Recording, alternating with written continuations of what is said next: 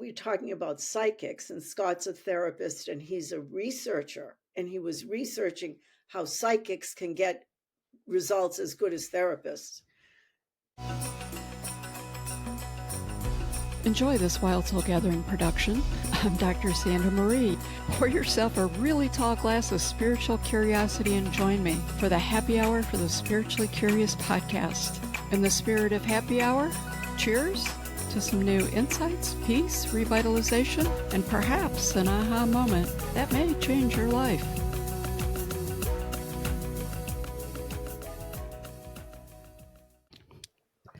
Welcome, everyone. I'm your host, Dr. Sandra Marie, and today we're exploring the meeting point between intuition, psychology, and soulful living with my guest, Bette Freedson, a clinical social worker, intuitive guide, and author of several books, including Soul Mother's Wisdom, Other Realms, Other Ways, and Passageways. Bette brings decades of experience helping people access their own inner wisdom and intuitive intelligence in everyday life. Our conversation will touch on what it really means to trust intuition, how to parent from a soul-wise perspective, and how intuition and science can actually complement each other in the healing process. So settle in. This is going to be a conversation about grounding the mystical in the practical and discovering how intuitive insights can become a reliable ally for living with more clarity, confidence, and in the heart. Welcome, Bette. Thank you, Sandra. It's a pleasure. Excited for this conversation. We're going to start with intuition, and I think just flow naturally from there. You've written and taught extensively about intuition. How do you personally define intuition? As a feeling, an energy, or an intelligence? Well, for me, it's all of the above. And people talk about a definition for what intuition is, and in some ways it's very personal. What I think is reasonably consensual is that intuition is part of thinking. It's part of how the mind works. However, it's also part of how the body works. In a holistic perspective, intuition can come through thoughts, sensations, and general impressions. I can tell you more about the language of the psychics, which I also use now teaching people in general about intuition. If you're interested, I would love to hear more about that. So we all have heard the word clairvoyance, and sometimes that gets confused with being precognitive, that if you're a clairvoyant, you see the future. Well, that can be true, but typically clairvoyance specifically is clear seeing. And so for intuitive people, which we all are, some of us are more visual, so we might see something. The other words, which are less familiar, are clairaudience, which means clear hearing. Some intuitive people hear things.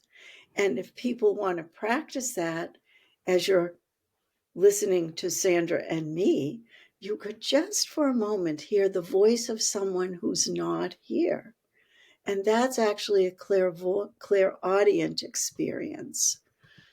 There's clairgustance, which is intuitive tasting. And the little test I like to use for that, Sandra, is to imagine tasting a lemon. And for almost everybody, something happens here. And that has also to do with the brain connection, which we can get to. So clairgustance is clear tasting. Clairtangence is clear feeling. Imagine feeling the fur, the hair of your favorite pet you're not touching at the moment. That's a clairtangent experience. And clairaudience is smelling. And so we can all imagine walking into a restaurant that has just the right smell. Like, ooh, and it just gets the appetite going. So those are sensory perceptions of an intuitive experience, which in some ways is pretty mundane. It's not as paranormal as some of the other things that can happen intuitively, but they all can happen through the senses. And also, one more word, clairsentience, which is clear knowing, which is something a little bit different than just a sense experience, can include it. But we've all had the sense of, I just knew that. I knew who was on the phone. I knew my friend was going to text me today. That's a clear knowing, clairsentient experience. Well, thank you. That was really informative. So to dive a little deeper into that, Sure. many people can confuse their intuition with anxiety or projection. And I think with some of the explanations you just gave, that would be an easy connection. What helps a person tell the difference between an intuitive knowing and an emotional reaction? Sandra, that's such a good question, and something that has intrigued me. The bottom line experience, or the bottom line response, is about experience. It's important to know oneself. In other words, I want to know the difference between something I'm sensing intuitively and something that I'm scared of. In order to understand that, I have to know myself, because I want to know the things that cause me anxiety or fear. The me can be replaced with you out there. Know yourself so that you can trace back to, is this just my general, or is this something that I really think is happening? Which again gets to, intuition isn't necessarily precognition. And so I could be afraid of something, but doesn't mean it's going to happen. It doesn't mean I've seen it in the future. It can also be, and this is where I draw on my therapeutic experience, both helping others and also helping myself. Maybe this is something that says to me, Betty, how about you work on that, so that you can be less anxious? So there's all sorts of ways to understand something you pick up. And most of the time, it's something to deal with oneself. It's not typically going to be a precognitive experience. Okay, that's I beautiful. hope that, I mean, there's so much more I could say about it, but hopefully I gave you the essence. I appreciate that. And we'll just sort of keep threading and weaving through this, I think, because there Good. really is a lot. And honestly, intuition from my perspective has really been getting a lot more attention lately. Definitely. And I think part of that has to do with, a lot of people are going through some shifts and changes as they're growing. Some, are intentionally putting a lot of work into that, but other people are just sort of having some things turn on. And one of the things that has really risen is intuition. So I feel Yes. like almost everyone on the planet is getting some hit with that intuition growing and lighting up. So in your work with clients clinically and intuitively, you've done this for a long time. So it's great to have you lead the way with this for a lot of people who are just sort of like, I've heard the word before, but I need to understand this better. What's the first step in helping someone reconnect with their own inner guidance? I love your questions. This is a really good one. Again, it's so much I could say, but I'm going to try to condense it. So, Other Realms, Other Ways, which was my second book, and the subtitle is A Clinician's Guide to the Magic, spelled with a K, of magic of intuition. And in Other Realms, Other Ways, I introduced a very short but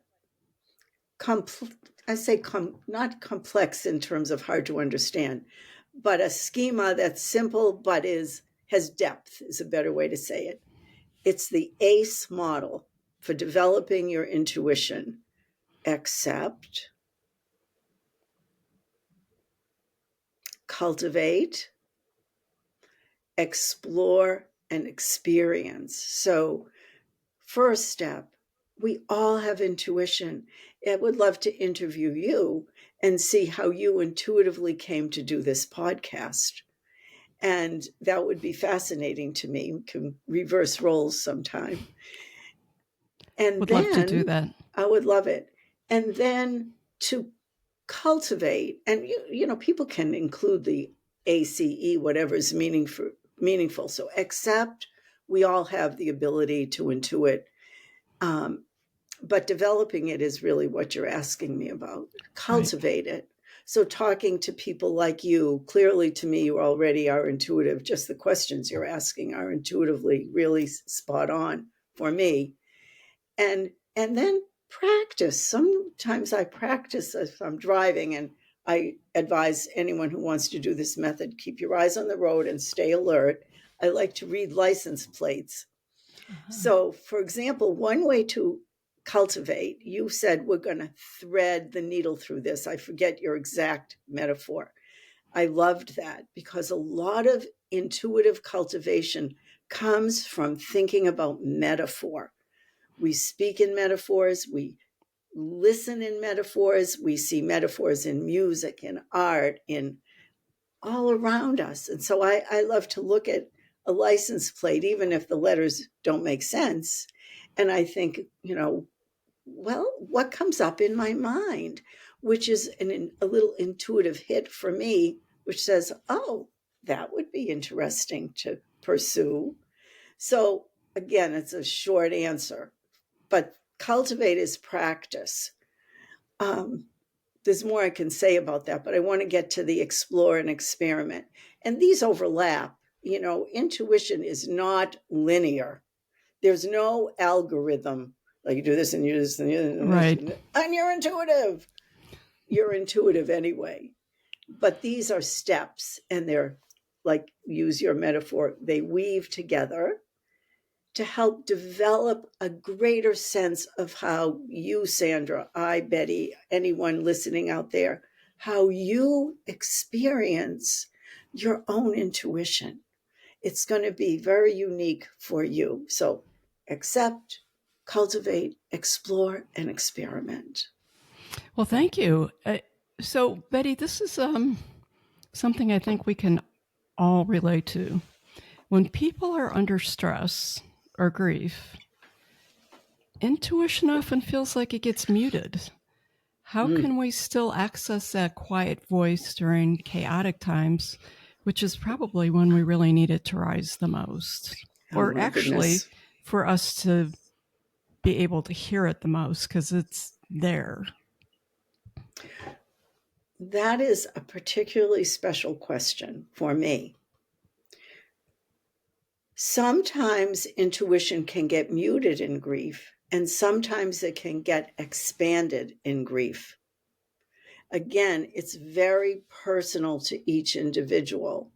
So a lot of times people in grief will want to go to church or go to synagogue or go to a mosque or to go wherever they go to derive peace of mind. Sometimes it's non-religious, it's non-sectarian. They just go inside. And one of the things about cultivate, I would have to put an L in my schema, is to listen. Listen inside. You will hear something. It might be in your own voice. It might be in the voice of your loved one who's departed, or it could be in the voice of someone, if it's a breakup, someone you loved and you're hearing that person's voice. And to think about what it means to you is where the intuitive interpretation is.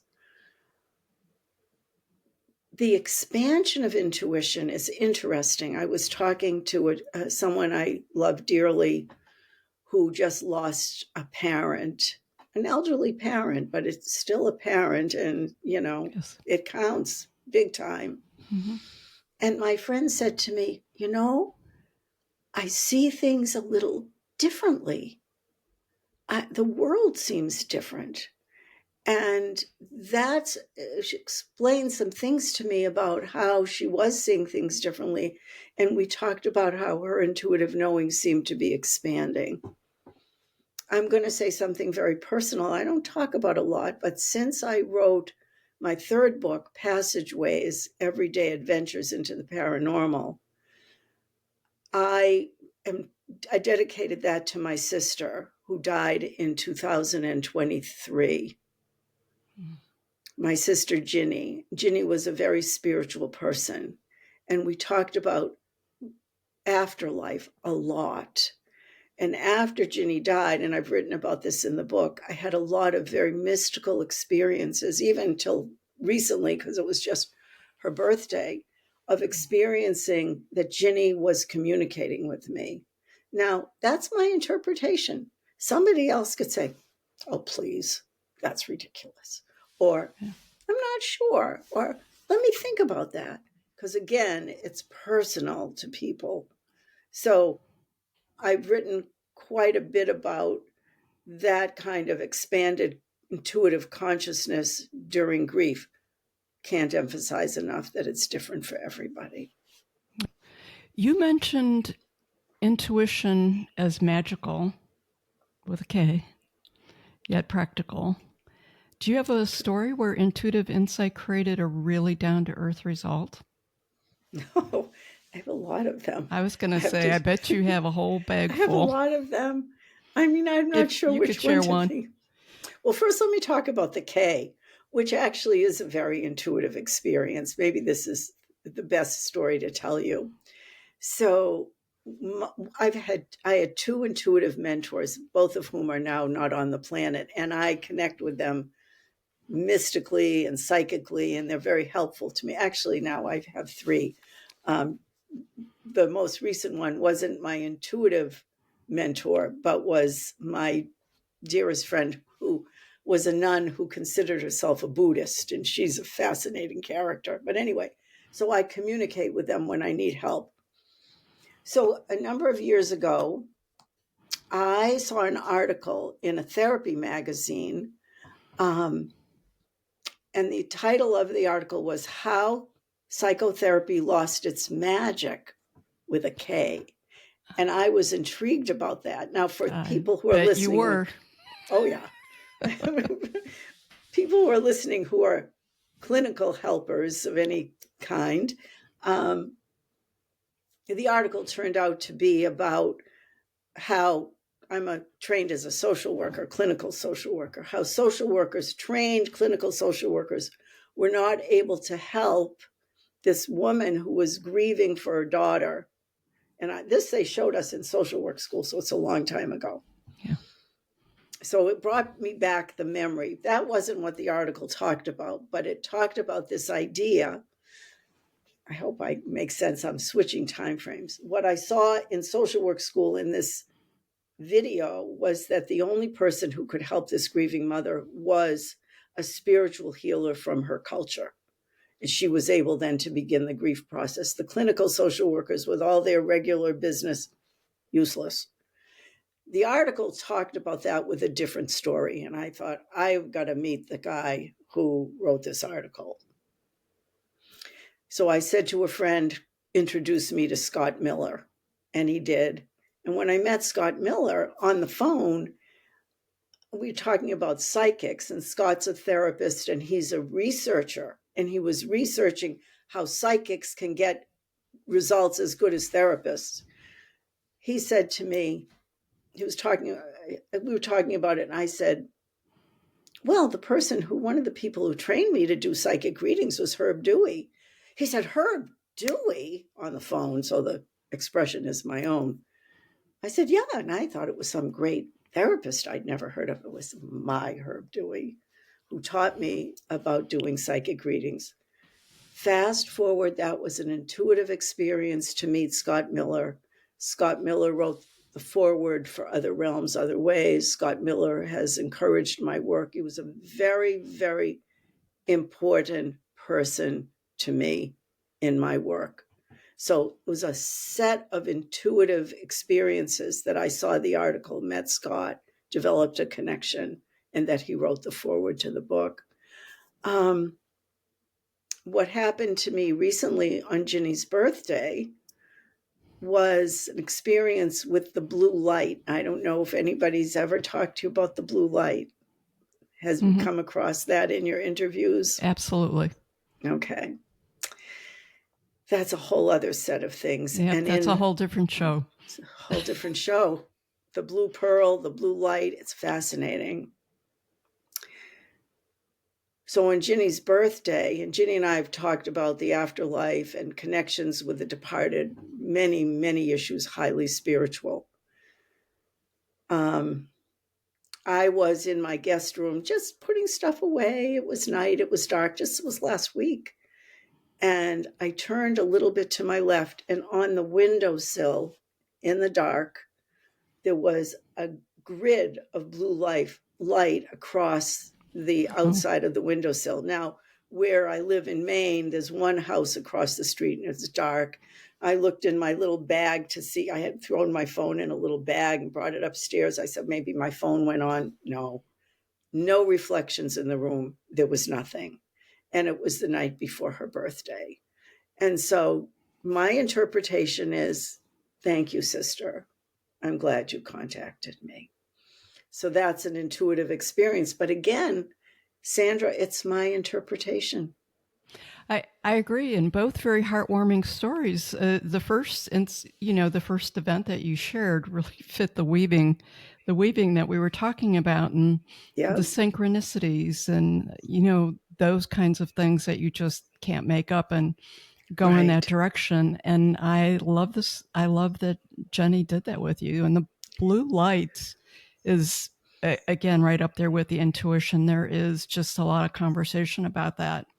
So, Betty, how do you recommend integrating intuitive insight with decision making without dismissing logic or data? Well, I don't dismiss logic and data at all. I include it because intuition is a compilation of everything that we know. So you're asking me a wonderful question, and it would be a whole other show, but I'm going to try to tell you a few things. Maybe we'll have to do that at some point. We have a lot of things to expand on. A lot of stuff. And my favorite topics. So, clearly one of a bunch of yours too. Anyway, for now, think about intuition as I'm trying to think of the best way to tell you. So I'm trained also in hypnosis, very, very deeply trained, and teach in hypnosis workshops, etc. So from my hypnosis understanding, the unconscious mind has managing millions and millions of pieces of information all the time. And it's all going into that big computer in the unconscious mind. From a psychic perspective, and I'm sure you've had guests who've talked about this, or you've read about what psychics call the Akashic records, which is all the wisdom now, then, ever, forever, or everything now. So to make decisions, the conceptual version is to access the unconscious mind, if that makes sense to you. Or if you like the psychic version, access the Akashic records. But then people say, well, Betty, how do I do that? And that's where the practice comes in of accept, cultivate, explore. I've done many, many workshops, starting way, way back with stress management through psychic development. I still teach that.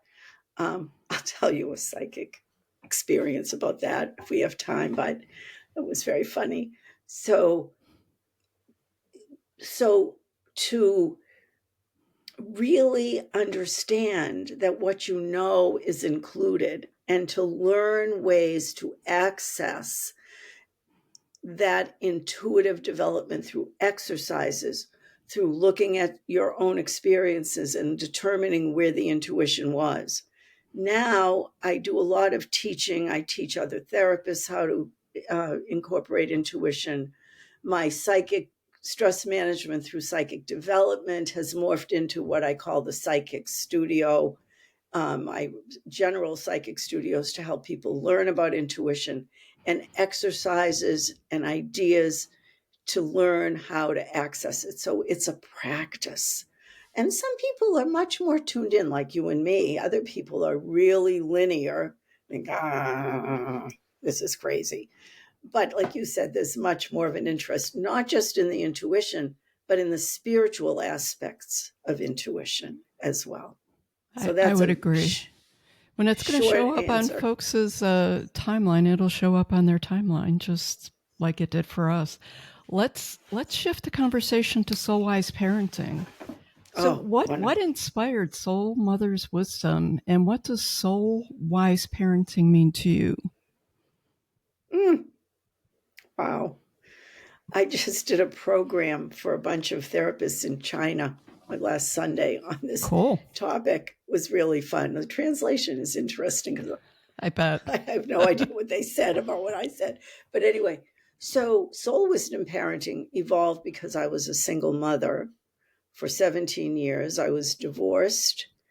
And after I was divorced for a few years, my ex-husband, who was involved with the kids, and there was a fairly, civil situation. He died very young, very, very young. And so I was a single mother, big time.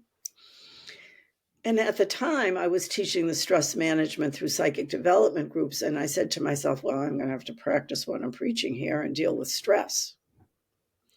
And so I developed a lot of ideas about dealing with stress. And I knew that I had to write this for other people, which is the inspiration. It took a lot of years. And then I was thinking about it for years. And then in 2010, I was at a big conference for the Milton Erickson Foundation, for which I am now really honored to be a teacher. But I was at a big conference for them, and I heard Harriet Lerner speak. It's another intuitive thing. Harriet Lerner wrote The Dance of Anger, which a lot of people have read, and Dance of Few Dances. I forget all the other dances, but she said she was up in front of thousands of therapists and said, for those of you out there writing, do not give up because, and then walked out of that conference and wrote the first words for Soul Mother's Wisdom on the program. 15 years later, Peggy Lam from Pearl Song Press picked it up and published it. And my goal was to really put it out for other single mothers. But as it turns out, it's really about all parents. And the soul wisdom is, again, to use that intuitive level. However, the real soul wisdom parenting that I've taught and presented is practical parenting tips combined with the inner wisdom of the intuitive knowing. Goes back to develop your intuition, have some practical ideas for how to parent. That part came from spending 11 years as a social worker in our special services department in my area in Maine where I live. 11 years. I learned a lot from the teachers and from my wonderful special services director, Carol. So everything for me is an integration, an amalgamation. It's not that we just take intuition and that's the thing. It's not a thing. It's an integration of a lot of ideas and knowing and wisdom. It's been an interesting journey for you. What would you say is one small practice that helps these parents, and I'll say parents in general, single parents, they every situation, like you have said with everything else, is very unique.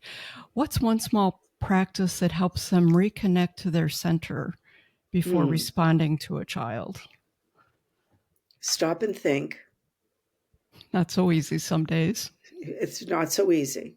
What I recommend in the practical parenting tips is to think about consequences before you have to employ them. Have sort of a repertoire of consequences. Keep the consequences small so that you don't torture yourself, such as you're going to lose your privileges to go out for a month because the person who's going to be stuck is you monitoring that child. Keep the consequences small. This is really the key. The one thing, use a no blame, no shame approach. You stupid idiot is going to stay with the kid forever. you're just like your father, you're just like your mother, especially if it's in a divorce, angry situation. No. Keep children out of conflict, keep them away from conflict between parents, even if the parents are partners and parenting together. Keep conflict away, use a no blame, no shame approach, keep consequences small, keep them consistent, keep them predictable, and have as much as you can. So your toolkit of what you apply when, if you can. And I've written a lot of articles about dealing with children and teens. People are welcome to contact me. I don't know if you want to put my website up. We'll do that. And I'll send them articles that I've written with a lot of tips. Okay. So that is really great information. Thank you. You're welcome. How can parents model intuitive trust without projecting fear or control onto their kids? Well, that would be wonderful if we could all do that. So I would say recognize when you're doing it and have another idea to switch to. Oh, I'm exercising too much control. Takes a lot of awareness, and you can see where my theme is as a therapist. Self-awareness. That is the bottom line, because without that, we are really prisoners of ourselves and all of the things that we've dealt with as kids, how we were parented. It's the trickle-down theory. I mean, I think people could benefit from therapy or sometimes 12-step groups if they've had, an alcoholic background in growing up, but some sort of self-development work is really the key in understanding your own reactions. I love it, and thank you. These are great practical tools that people can wrap their head around versus theory. Both are important, so yes. I think that it's paramount, and I really appreciate your willingness to put that out there and share it. Is there like one thing, if you had a wish, that you wished all parents understood about the intuitive connection between a parent and a child? Well, I guess I would say the bond is really strong. It can produce both positive and negative experiences sometimes. And I would encourage parents to get some developmental understanding. There's a wonderful book called The Magic Years, which was a book I studied in social work school, but it's not a clinical book, and it's very helpful. Understand something about development so you have some idea of what your child is going through. Know yourself. You get that theme. And what I would wish all parents would do would be to study the art of healthy detachment, which doesn't mean I'm done with you. It means it's about boundaries, what's mine, what's theirs. The children are themselves. They have their own trajectories. They come in with their own issues and their own lives. And to be able to learn what is healthy letting go, it starts from the minute of birth, once that umbilical cord is cut.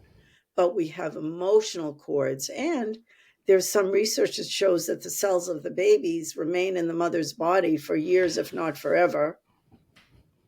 And I literally just read an article about that in the past 2 weeks. So that was the first time that I had heard about it. And I thought, wow, this explains a lot. It's amazing.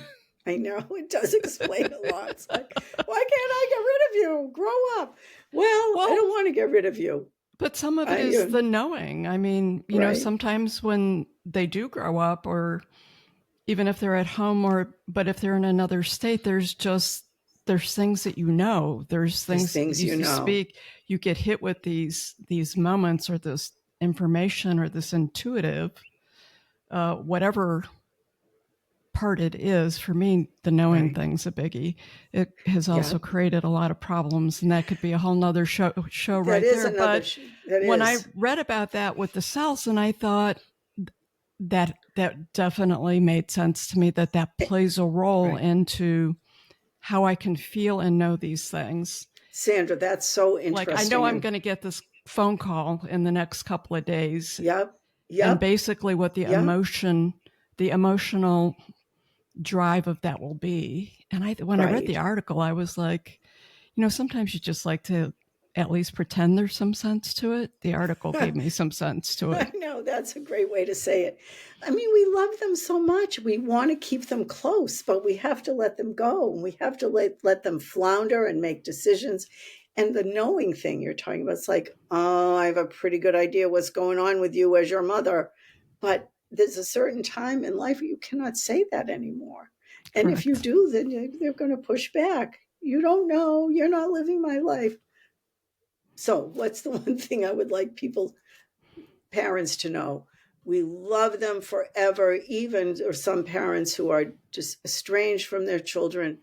I don't think the love ever goes away, or the caring. I had a wonderful mentor, psychiatrist, who sadly left the planet two years ago, who was my first consultant out of social work school. And he said to me, all parents, he was a child psychiatrist, all parents do the best they can. All parents love their children the best they can. And I truly believe that. And, sometimes we love them so much, we want to step in and give this guidance. And I know this, and I know this, and can't always do it. Yeah. I agree with everything you said. Every single thing makes sense. The love never stops. Would love to have a lot of do-overs, but that's a growth lesson for all of us. Can't do it perfectly. It's interesting. So I'm going to say thank you so much for writing this book, putting it out there. People hear the words. It really, I think it hits a chord with not only any parent, but child. We're all children of someone's parents, even if we don't have our own children. It's still, your book and what you're saying still makes a difference. And I think, so glad that you're drawing attention to Soul Mother's wisdom. I was disappointed that there wasn't more attention given to the book when it first came out in 2015, but it's getting more attention now, which is interesting because there's a lot in it. And combined with the development of intuition, but also the sort of more mystical ideas in Passageways, which also has a lot of my stress management material, they've all fit together for me in a certain way. So, but I'm really grateful that you're landing on some of the parenting stuff. Thank you very much for that. You're welcome. That being said, I do want to move on to bridging the mystical and the clinical. That really fascinates me. You've spent years in clinical practice. How do you begin integrating intuition into that professional framework in a conscious way? Well, you hit the key word, which is conscious. And a lot of the consciousness is that as clinicians, and some of the things particularly that we study in the hypnosis community, is that each client is unique, and each way that you bridge something spiritual with the clinical has got to be unique to the individual. And that takes a lot of discussion and understanding. For me, I start with myself and wanting to understand my own interpretation of what the mystical is. So for me, it has something to do with consciousness, with the blue light. But some people hear the word psychic and they go, oh, no, Right. no. And so psychic has had a stigma to it. And so if I'm working with someone in therapy, I'm not going to necessarily use the word psychic, because I've got to understand where that person is. So the first integration is happening in me, and where can I help the other person understand it? So I've been asked to teach a course in next summer on the spiritual dimensions in hypnosis. So I'm thinking a lot about that. So what I would want to help my clients to do is to understand that there's something inside of them that can bring them to a deeper or a higher understanding of what it is they need to do to solve their problems. And I developed a method, again, a schema, which is not, it looks linear, but it's really an integrative system of solving problems. I call it the solve method.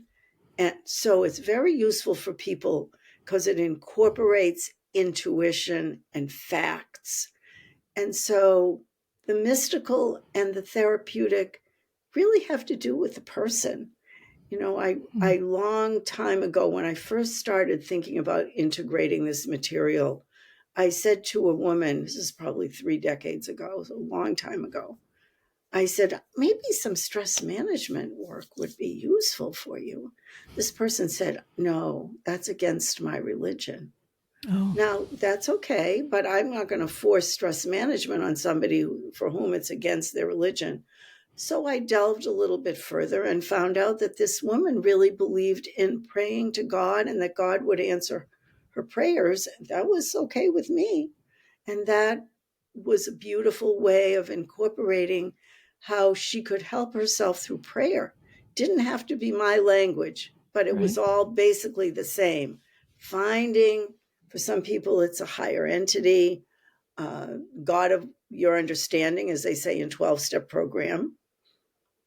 It was a great story in 12-step program.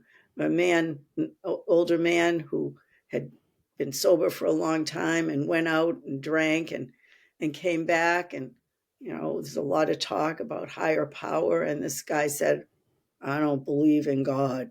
I believe in God, group of drunks.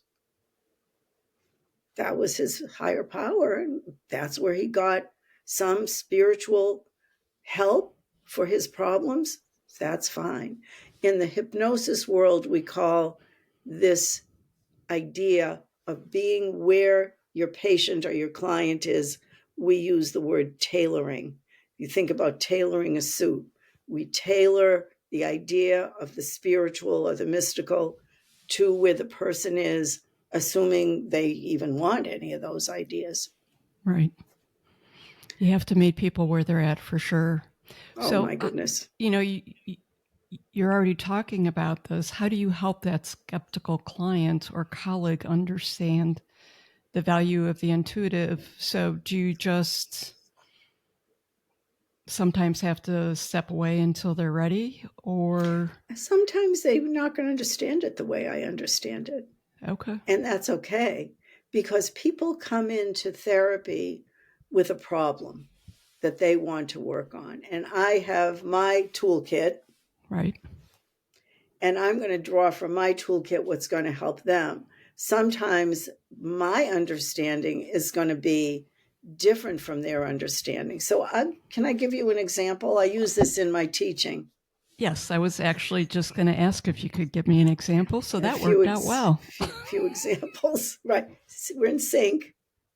So a woman came to me a number of years ago. Her mother had died in a tragic accident. It was just somebody drove the wrong way, awful. And so I used my therapy training in a very kind of, I guess, the normative establishment way, asking her about her mother, asking, you know, how is she doing? What support does she have for her grieving process?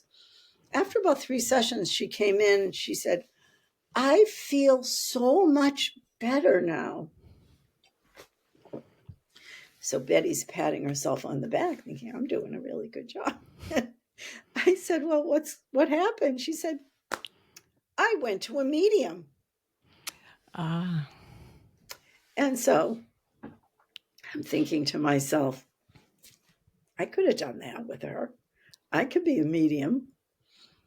But I don't put myself out as a psychic medium. I am a psychic reader and I do Right. psychic readings, but I'm not a fortune teller, and I have channeled spirits, but I don't always know when and how and if. So anyway, so I said to her, well, that's fantastic. And I found out what happened. I said, you know, we can do some of that here. Would you like to do that? She said, oh, yes, I would. And so we did. And we included her mother's spirit in the room. And sometimes she talked to her mother, and sometimes I talked to her mother. Am I going to tell you definitely that her mother was there? Sandra, I don't know for sure. But it felt to her like her mother was present. And that's what really mattered. And so I'm thinking of another story, which I can tell you, which is in Passageways. Yeah, no, I'm really interested. The other one was very powerful, so let's do this one. Well, this is different and this is more personal, but It's also really interesting because it happened with when I was sitting with a client, and it goes back to, what's intuitive, what's mystical. Do we have enough time? I think we have. Yeah, we're good. Okay. So I wrote about this in Passageways when Ginny and I were little. I'm the older, so I would sometimes whistle for my baby sister, and she would come, and it was always a thing we laughed about as we grew up and went into our adult lives. So right after pandemic, I was using a space that was a little bit of a bigger space when I first started seeing people in person again. And I was in this space, and it was late spring. There were no windows open. There were no birds singing. There was nobody in the building but me and my client. And this was the final session of this very effective therapy. And all of a sudden, in the room was this sound. Let's see if I can do it. Oh, okay. It wasn't a bird sound. It was the whistle.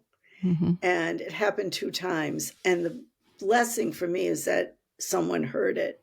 And the client in the middle of our termination session said to me, "What was that?" And I said, "I don't know, just some random sound that happens in these old buildings." This is very old property I have. But I knew what it was because it was unmistakable.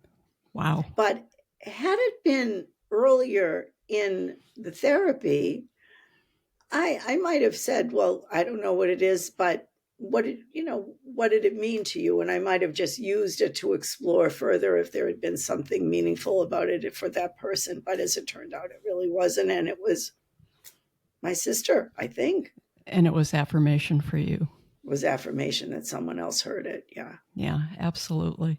I am a little curious that both of those are they're such great stories that really put that human reality to everything you've been talking about. But I am curious because I know that you have mentored a lot of clinical people. If a clinician wanted to begin exploring the intuitive dimension of their work ethically and responsibly, that's a key. What are some of the suggestions of where they could start? Like what kind of things would you share with them to get them started? Well, first, I would encourage them get my book, Other Realms, Other Ways, because I've been told by people who've read it that it really does help explain. It does have some ideas about hypnosis, but it's really a lot of case examples. Come to my psychic studio, get in touch with me. Not till after the first of the year, I'm going to start another general psychic studio where we just study the development of intuition. What is intuition? It's for anybody. I do have a psychic studio now for healers and helpers, but that's going to be ending in a few weeks, and I do another one next year. So get in touch with me. Do some reading. My book, of course, but there's so much you can find online. And absolutely. There are a lot of books.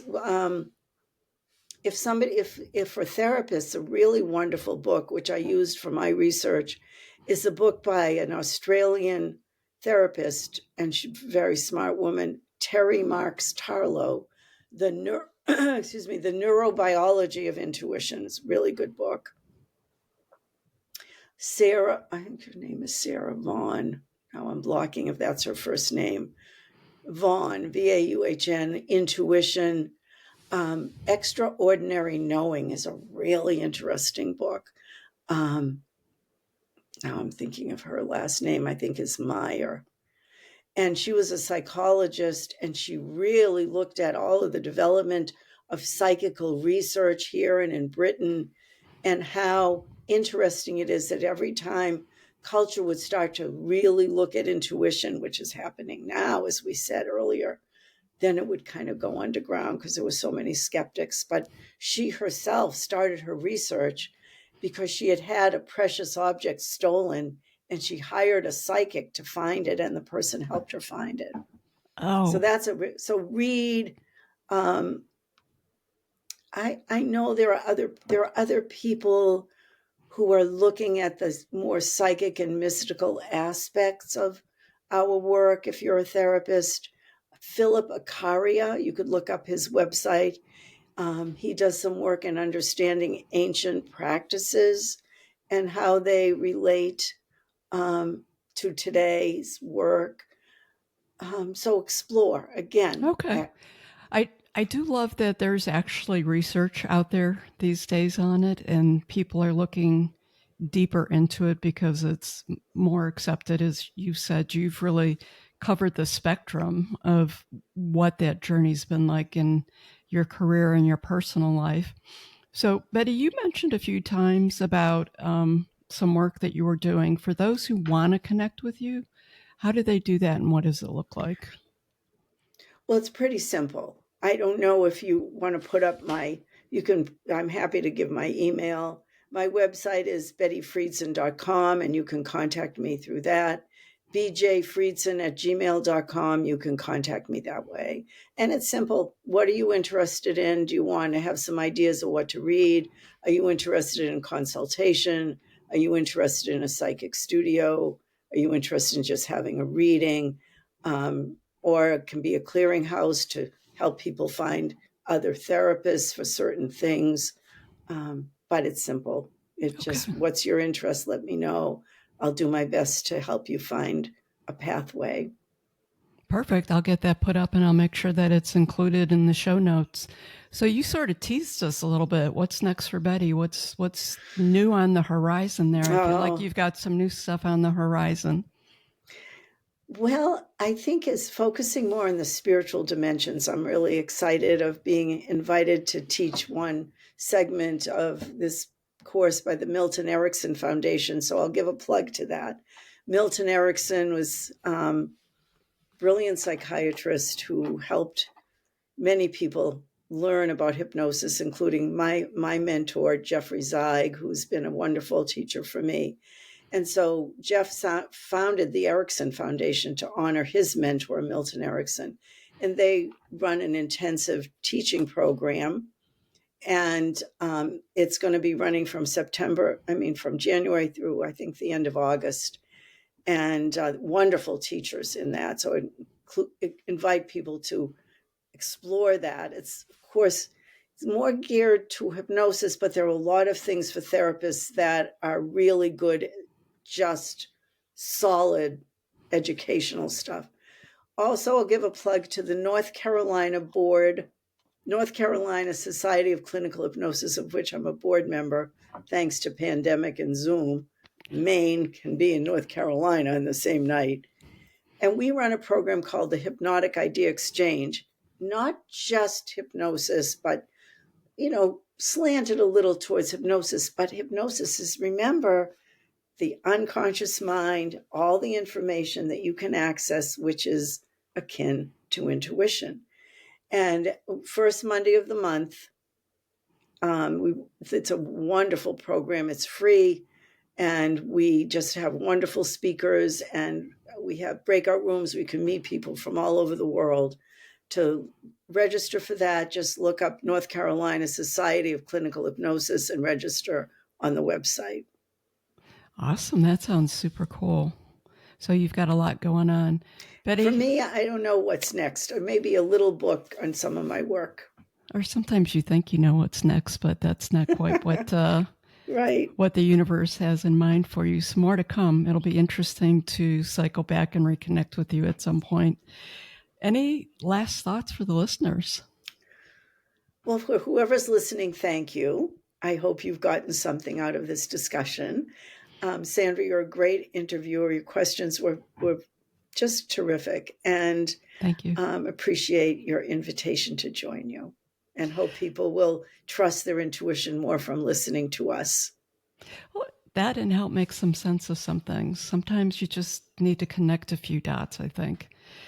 Bette, this has been fascinating and insightful conversation. Thank you for really personalizing it and being very authentic. I really appreciate that. Trusting your intuition isn't about escaping reality. It's about seeing more clearly. And you emphasize that so many different ways. Yeah. A big thank you to Bette Freedson for reminding us that wisdom lives within all of us, not just a few. Until next time, said. Stay curious, stay open, and keep listening to that quiet voice that knows. Thanks again, Bette, for joining us today. Thank you, Sandra. It's been my pleasure. Thank you for joining us for this episode of Wild Soul Gatherings Happy Hour for the Spiritually Curious. To learn more about our guests, please go to our website, wildsoulsgathering.com. We're very eager to hear from our listeners what you thought of the episode, topics you might like us to cover in the future, your thoughts on spirituality, questions you may have. Please feel free to send us an email at wildsoulsgathering@gmail.com. This is your host, Dr. Sandra Marie, sending each of you peace and love. Until we meet again, embrace your wild soul.